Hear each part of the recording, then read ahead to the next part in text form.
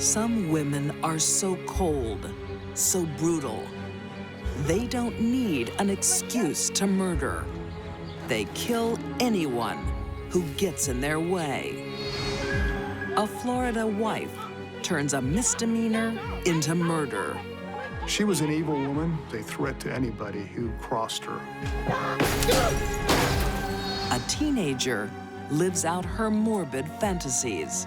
She wanted to see the light in her eyes go out. And a crime of fashion ends in bloodshed. The person who gets picked to be the victim of a crime happens to be the person that's walking at the wrong place at the wrong time. These deadly women choose their victims at random. They steal lives for no good reason.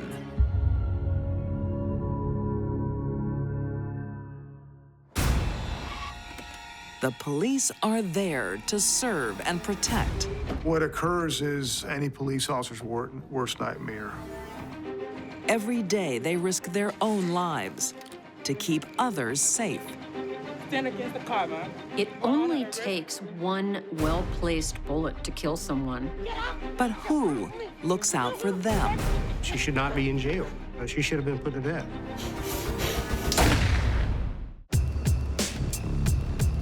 Confrontations are part of 25-year-old Andrea Hicks Jackson's everyday life. And her drinking problem in the 1980s isn't helping the Florida wife.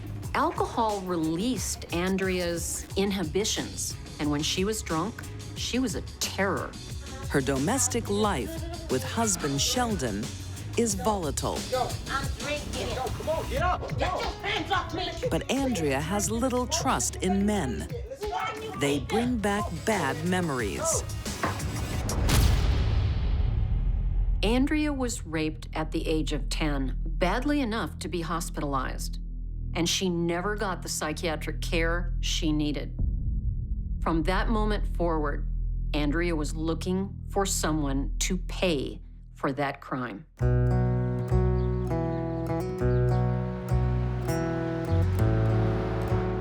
29-year-old beat cop Gary Bevel is well respected among his peers. Hey man, how are you doing? Good. You guys heard about the new realm of the new community center? Is it finished yet? Gary Bevel was the type of person that anybody who met him just automatically loved him. He was a great man, very caring, just went out of his way to help people. You guys should go and check it out, okay?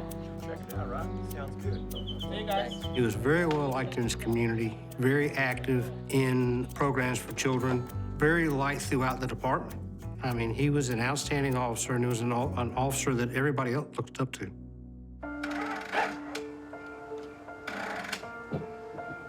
Car troubles are an everyday problem.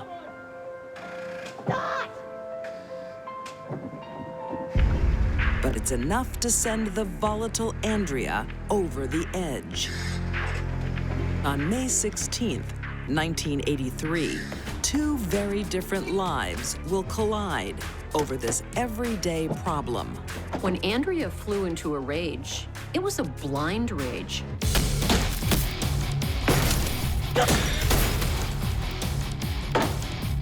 Andrea Hicks Jackson actually smashed the heck out of her car, the windows and everything, because she was mad because the place she had bought the car from would not fix the car. And so she decided, well, what the heck? I'm just going to demolish it, and then it'll be somebody else's problem. She causes the damage, but she wants the insurance company to pay for it. So Andrea calls the police and blames local thugs. Officer Bevel is on the night shift when he gets the call. Should have said the last word. 14 minutes, 25 on check. I mean, I have to take this, huh? I'll be back. Yes, I'm on my way.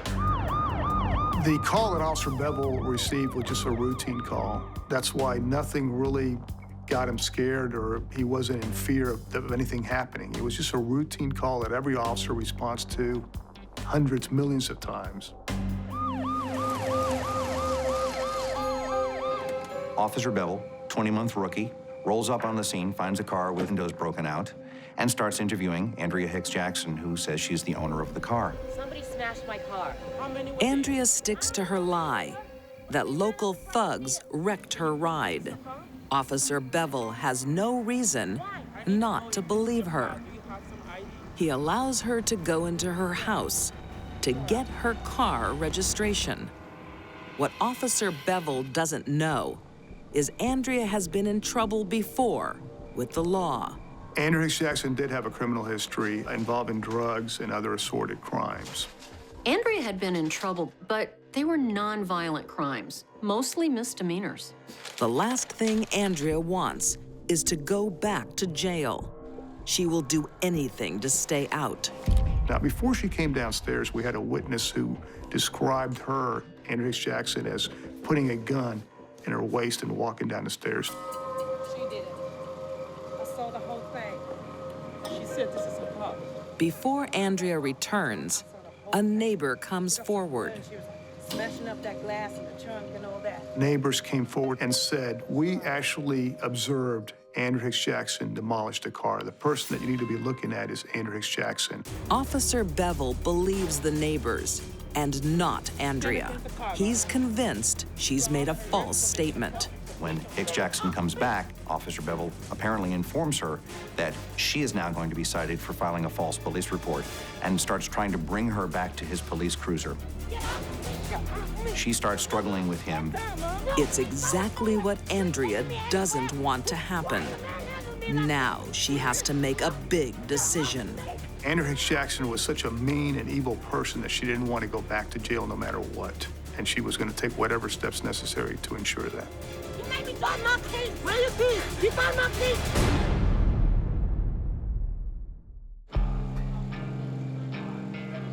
(1983), Jacksonville, Florida. Somebody smashed my car. Can you prove this is your car? Rookie police officer Gary Bevel questions 25-year-old Andrea Jackson over her wrecked car. You have some ID? Yeah? Why? Can you go and get it for me? She claims vandals have done it. But Officer Bevel knows the truth. She'd been caught. She'd been caught in a lie. She'd been caught vandalizing her car. She'd been caught lying to this police officer. She was in trouble. She knew she was in trouble. What makes it even worse is that she leaves to go get her identification, and she returns with a gun. So now what's going through her head? Why would she bring a gun back down to an incident where she had vandalized a car? So now she's thinking in advance, I'm not going to jail. Stand against the car, man. You are under arrest. Officer Bevel attempts to arrest Andrea for filing a false police report. He was putting her in the back of the police car, arresting her for vandalism, and she was reluctant to get into the car. She started hitting Officer Bevel in the chest. So Andrea Hicks Jackson became aware that Officer Bevel was wearing a bulletproof vest. But a vest can only protect Officer Bevel's vital organs. He tries to put her in the car. He opens the back seat door, and he puts her in the car. When she sits down in the car, she then states to Officer Bevel, you made me drop something. I dropped my keys. Officer Bevel bent down. He was wearing a ball cap at that time, so his line of sight was obstructed. You put it on in my case. Make me drop my case. Where your keys? Andrea aims where there's no protection. She grabbed her gun and just methodically just shot him.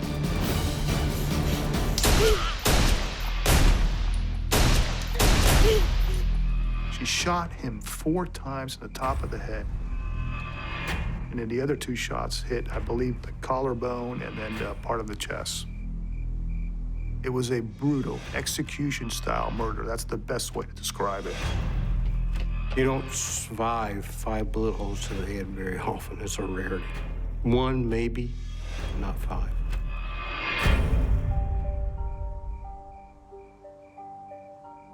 She was an evil woman, a cold-blooded murder. Andrea Hicks Jackson was the type of woman that was a threat to anybody who crossed her. Andrea flees the scene. and convinces a friend to take her in. The friend observes that Andrea Jackson's got blood on her hands and on her body, so they wash her clothes. They then call a cab so that she can get out of town. Andrea seems to be looking for another victim. She was in the backseat of the cab and then pulled the gun and tried to rob the cab driver. Give me your money. What are you doing? I said, give me your money. What are you doing, you crazy? He managed to get the gun, but then dropped it. She picked it up, and as he fled the scene, she fired a few pot shots at him.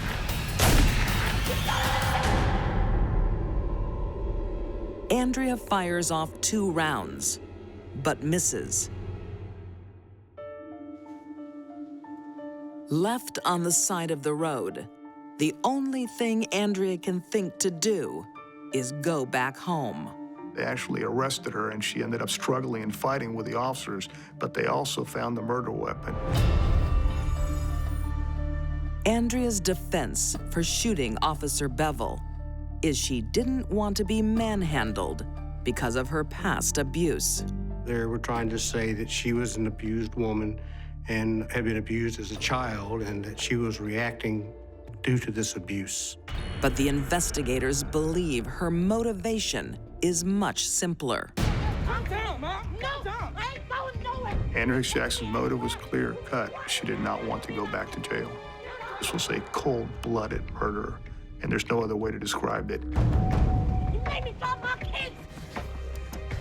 This was an execution, and she meant to do this. On February 10th, 1984, the jury decide that she should be executed in return. The execution of a police officer is the most brutal of all murders. On appeal, her sentence is commuted to life in prison. Much to the dismay of those who served with Officer Bevel. She should not be in jail. She should be on death row, and by now, almost going on 20 years, she should have been put to death. The most upsetting part of this case is the fact that Gary Bevel is no longer among us. The fact that such an innocent, charming, just thoughtful police officer is not walking among us. How he could have made the difference in so many people's lives.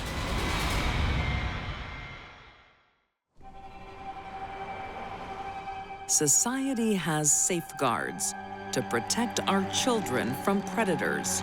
Sometimes there's evil afoot in the world, and I don't know how you predict that. But how do you protect a child from another child? This was not a normal teenager. Deep down, she was really dealing with some demons. Alyssa Bustamante is one of the most dangerous teenagers I've ever seen.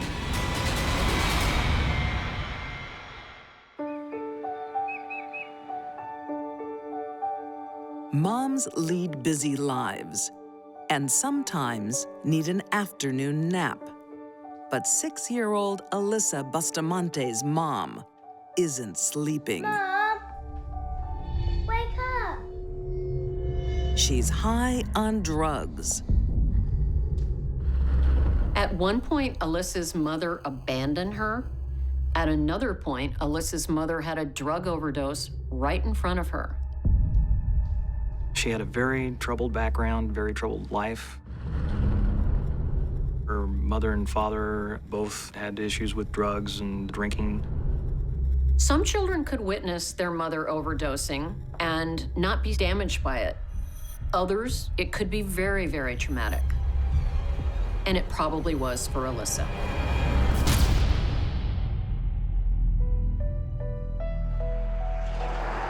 Alyssa's trauma should have ended in 1998, when authorities take her from the family's home outside Jefferson City, Missouri.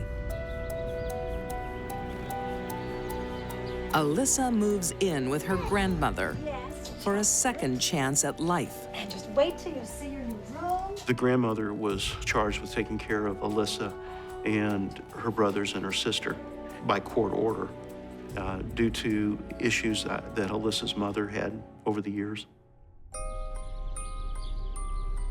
But Alyssa's problems aren't easily left behind.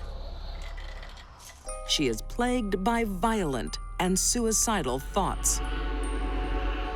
At age 13, Alyssa tries to kill herself with a bottle of pills. I believe it was a Labor Day weekend where she had taken an overdose.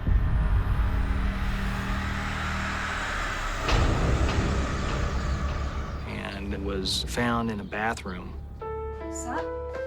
Alyssa! Alyssa! Wake up! And I think that was probably one of the bigger warning signs for her grandmother to try and get more help for her. Sadly, suicide and suicide attempts are not that unusual among teens. In fact, they are the highest age group for suicides. But 13 is on the young side of that group. Alyssa does get professional help. She's prescribed antidepressants and sees several different therapists. On the surface, Alyssa can seem on top of things. She was a good student, B's and A's, a very bright young woman. And if you just engaged her in face-to-face conversation, you would think, you know, this would be a good choice as a babysitter, for instance. She came across very well. But what many people can't see is another Alyssa, the teenager with morbid fascinations. There was the other side to her where she could apparently, like flipping a switch, go back and forth between the two.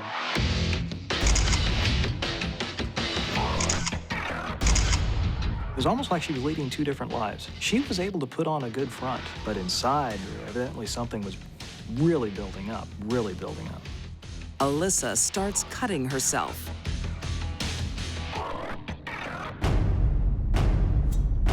The cutting of the skin involves watching the knife pass over the skin, the bleeding, and the pain. And it momentarily distracts the person from the psychic pain they are feeling from their depression or whatever is troubling them. But eventually, their anxiety rises again, their depression becomes deeper, and they feel the need to cut again. Alyssa's self-harm reaches a dangerous level.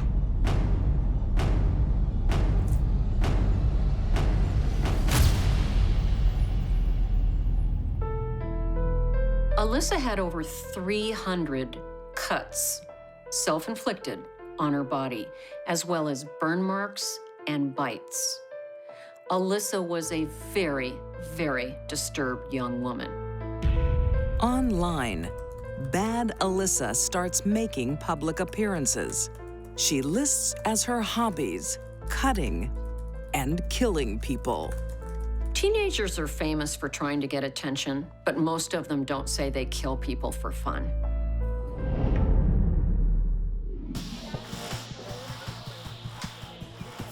Alyssa talks about these dark thoughts with her friends. Have you ever wondered what it would be like to kill someone? But they don't take her seriously. I have. Alyssa was not insane, but she was obsessed with killing and hurting other people, and hurting herself as well. A desire to kill is building inside Alyssa. I'd like to kill her. All she needs is a victim. For 9-year-old neighbor, Elizabeth Alton, Alyssa doesn't seem at all scary when she plays with Alyssa's half-sister.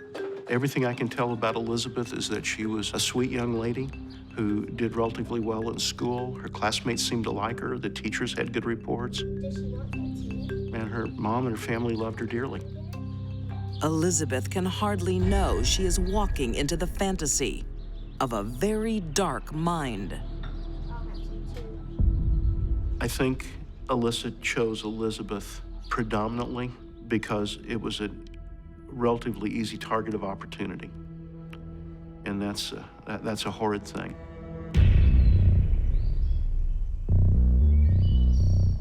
One fall afternoon in 2009, Alyssa embarks on some homework in the woods behind her house.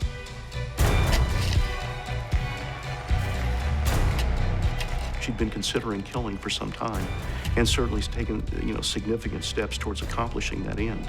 She has a grave.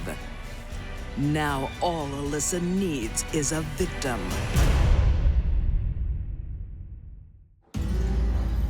In 2009, 15-year-old St. Martin's, Missouri resident Alyssa Bustamante is diagnosed with depression and is showing signs of an antisocial personality.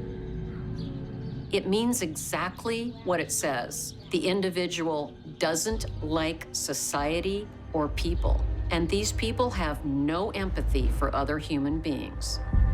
Alyssa harms herself and fantasizes about harming others.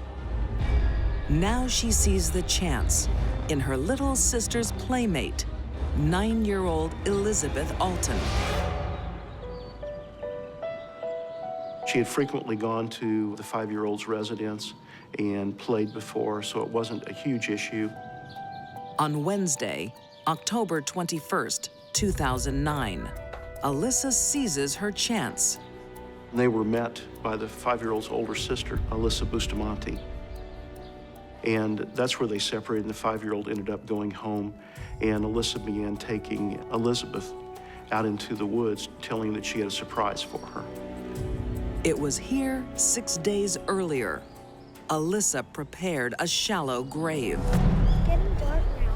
I better go home. Don't you want your surprise? I believe that Elizabeth trusted Alyssa. If she wouldn't have trusted her, I don't think she would have ever gone in the woods with her. Come on, you're gonna love it. Okay. Alyssa is armed with a kitchen knife. Alyssa began trying to cut Elizabeth's throat. And Elizabeth reached up and grabbed the knife because there were defensive wounds on the insides of her fingers. And Alyssa ends up dropping the knife and beginning to strangle Elizabeth. And according to her statement to us, strangled her until the light went out in her eyes.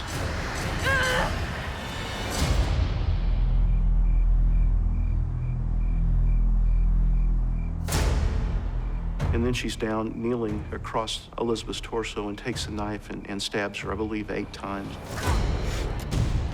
One time sufficiently hard to go through the breastbone, through the top part of the heart and into the spine. Alyssa demonstrated 3 different styles in her attack: strangulation, slicing her throat, and then multiple stab wounds. She was experimenting.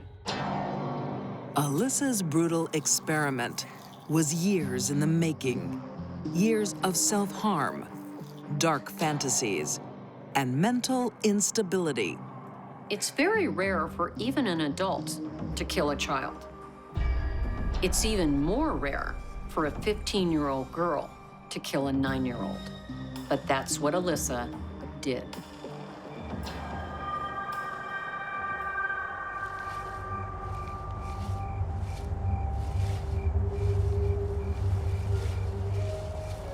Alyssa took Elizabeth's body and rolled it into the grave and covered her up, strewn some leaves across it, and went back to her home and cleaned up, put the knife in the dishwasher.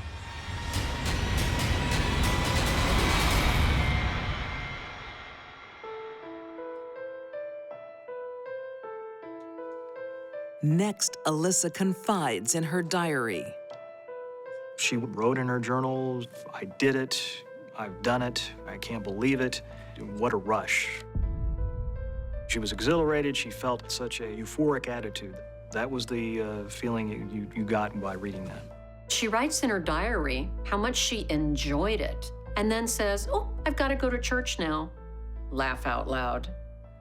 To Alyssa, this whole thing was funny. Meanwhile, Elizabeth's mother is concerned her little girl hasn't returned from the Bustamante house. She calls the police, who start searching the area. And in fact, Elizabeth was already dead before we were ever notified that she was missing. It was that fast. Cole County Sheriff Greg White will never forget the case. But little Elizabeth's disappearance isn't a mystery for long. Police simply follow the trail to the last place Elizabeth was seen alive, Alyssa's house. In the midst of that search of Alyssa's bedroom, found the diary. And one of my investigators was looking through the diary. Alyssa had tried to erase her incriminating diary note by scratching out the words. But good detective work reveals her original thoughts. And was able to read some of the words through the writing by putting a very strong light source behind it. And at that point, she did confess to it and ultimately take us to the scene of the homicide and to the grave. The crime is so senseless and cruel, few believe it is even possible.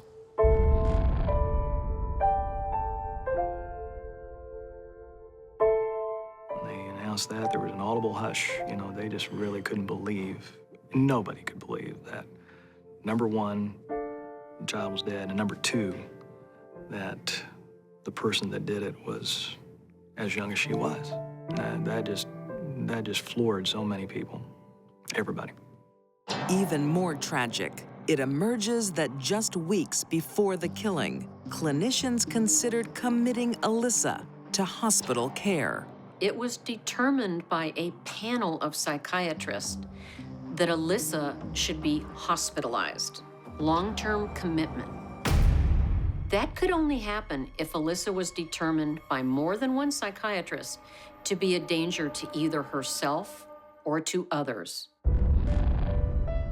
The confirmation didn't come in time to save Elizabeth's life. That really caused a lot of people to wonder why warning signs or warning bells weren't followed or listened to. Although just 15 years old and diagnosed with antisocial personality disorder, Alyssa is tried as a lucid adult. In this case, it was clearly, coldly planned, calculated, and executed. She executed her neighbor for no reason other than she wanted to see someone die. Alyssa pleads guilty to second-degree murder. She's sentenced to life with the possibility of parole. On the stand, she shows some signs of remorse. She turned towards Elizabeth's mom and family and apologized and said that if she had to do over, it wouldn't happen. And I know their opinion is that it was not real and it was too little too late. Incarcerated in a Missouri women's prison, Alyssa's fantasies can no longer harm others, and many believe she should never be released. Alyssa told one of the investigators that she killed Elizabeth because she wanted to see the light in her eyes go out. I hope Alyssa never sees the light of day. When a person cold-bloodedly goes and plans and executes for no other reason they want to see a person die, that person's going to reoffend. I think Alyssa is too dangerous to be out of prison.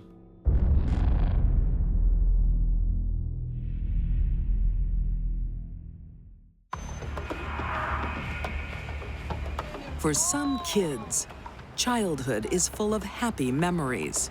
Felicia Morgan's life was a mosaic of terror and tragedy. Others grow up surrounded by violence. She'd had a very difficult childhood, the kind of childhood that none of us would want to have or try to survive. Give me a coat. And when it's all they know, it was horrible. That one night, changed so many lives. It can be dangerous.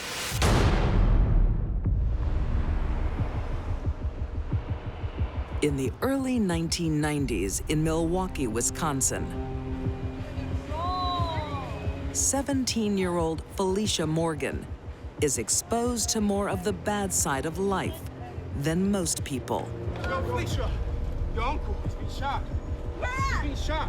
Several members of Felicia's family are killed on the streets. She had an uncle who was murdered. She had a cousin who was murdered. Another cousin, I believe, who was shot. Whoa, can't come through. I know. I gotta free her. Not get through. I just want to free her. That's her family. She's gotta get through. By the time Felicia was 17, she had lost more people close to her to gun violence than most soldiers do in a war. Felicia is also a victim of crime. She's violently mugged for the clothes on her back. Give me a coat. No. She was beaten and her jacket was stolen. She'd had a very difficult childhood, the kind of childhood that none of us would want to have or try to survive. She was internalizing a lot of this chaos and brutality and violence. There was no security for her. Felicia decides the only way to survive is to turn from victim to victimizer. She starts dishing out what she has received. That's right. Crime started out small, shoplifting, car stolen, and then it gets escalated. Pretty soon they need more money, and that there's robberies involved, felonies. Get off your germ! You hurt her. You hurt her. It's bad. No. They swear what happened to them was horrible. They would never do it to anyone, but they end up being a victimizer. They find power in that and comfort. Living in the same tough area of Milwaukee is Brenda Adams. We had the all ups and downs that every Afro-American family has one way or another, which consists of some family members being on drugs, family members being incarcerated. Make a wish, come on. Brenda has been a troubled teen. She was placed in a group home because her father was having trouble controlling her behavior. But by her 17th birthday party, Brenda is back on track with high hopes for the future. She was a senior at the local high school here. She was on path to graduate. She wanted to go to college. Brenda and her cousin, Tequila Matthew, both lived with their grandmother. She was living a teenager's dream. She was happy, lovable, had her whole life ahead of her. Right on. Brenda gets one very special birthday gift. She had received this beautiful leather coat from her sister in Atlanta. And at that time, it was like, whoa, expensive gift like that. Everybody was like, oh, and everybody was happy for it. The early hours of October 26, 1991. Felicia is driving around the streets of Milwaukee with her two friends. I want that jacket. Pull over, pull over, pull over. They were cruising around in a car looking for victims. Hey, give me the car. Give me. Felicia and her friends rob 4 people, stealing jewelry, shoes, even a baseball hat. Things that they saw that they wanted and took. They leave a trail of destruction in their path. Those 3 young individuals thought they were invincible. They had gotten away with it a couple times and felt that, hey, this is great. We can get whatever we want, and just by taking it from people.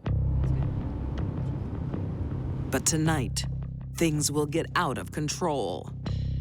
17-year-old Brenda Adams is leaving a friend's party. I remember telling her, I said, well, you can do what you want. I said, but you better make sure you get to work tomorrow. And she had to work early morning. She was working at a fast food restaurant. And she's like, oh, trust me, I'm gonna be there, I'm gonna be there. I was like, okay, well, I'll talk to you later. And that was it. Never knowing that later would never come. She says goodbye to her friends and waits for the bus. Brenda ran into bad luck. Brenda's new coat is keeping her warm, but not for long. Milwaukee, Wisconsin. Give me your coat. Felicia Morgan grows up the hard way, surrounded by violent crime and murder.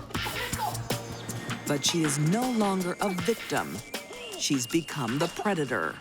Get off your germ! You heard her. I think it's quite possible Felicia had become numb to violence. When a child is exposed to violence repeatedly, eventually the brain gets used to the horror.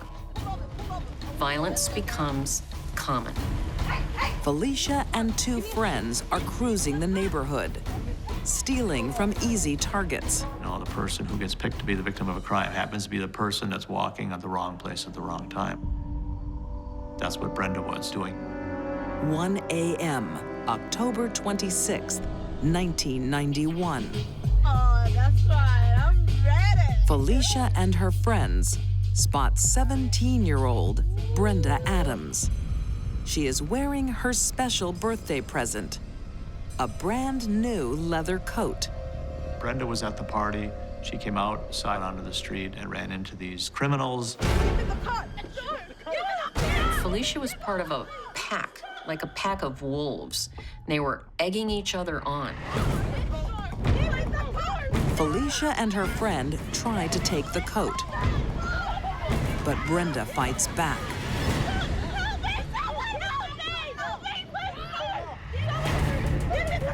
Brenda wasn't one that you could just take something from her. And they tried to take the coat. She was a very physical person. I mean, she could hold her on. Leave her alone! Back off! They struggled, they fought, and the one girl ended up pulling out the gun and shooting her.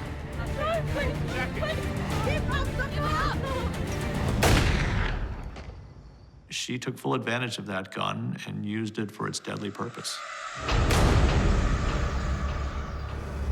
Felicia shoots Brenda at point-blank range. This was really a lucky shot for Felicia. It happened to pierce the subclavian artery.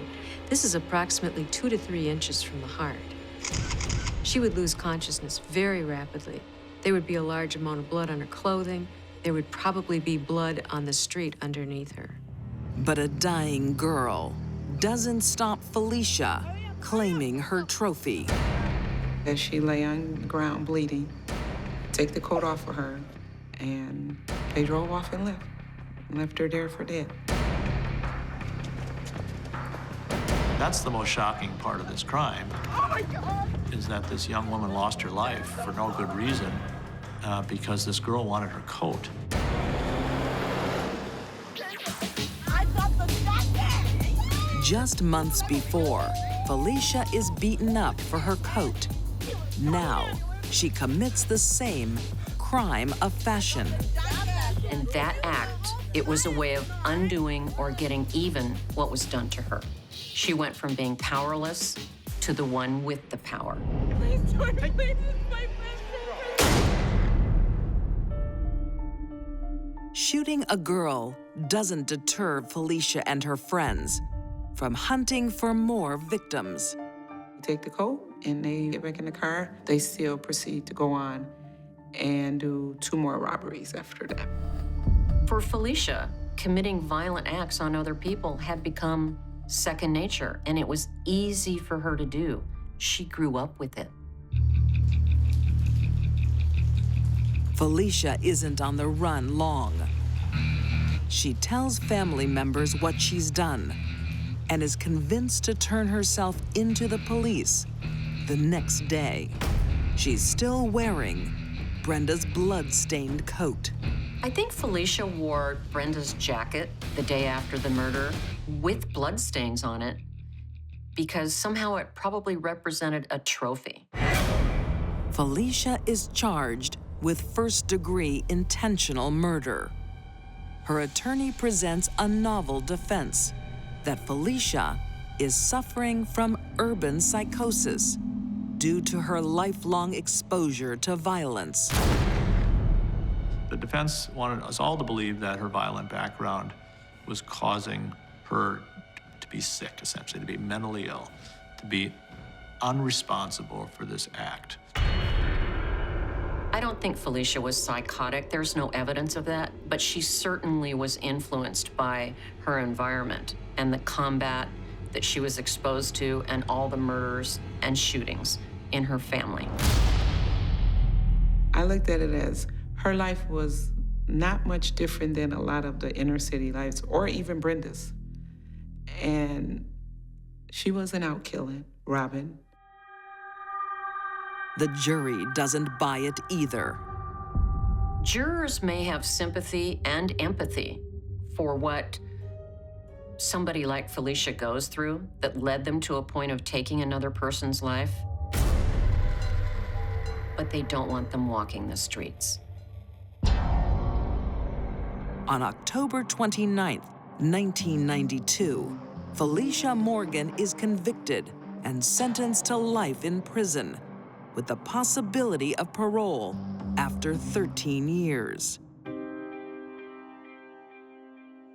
It was important to me that she would not be forgotten and that justice would be served, because I loved her so much. I loved her so much. Felicia is still in the Wisconsin prison system. Her next parole hearing is in November 2012. She's been in there 20 now.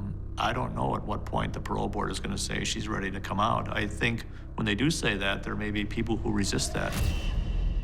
I don't think she's an evil person. Do I think she's learned? I think so. From the times that I've spent with her at the parole hearings, I think she's learned.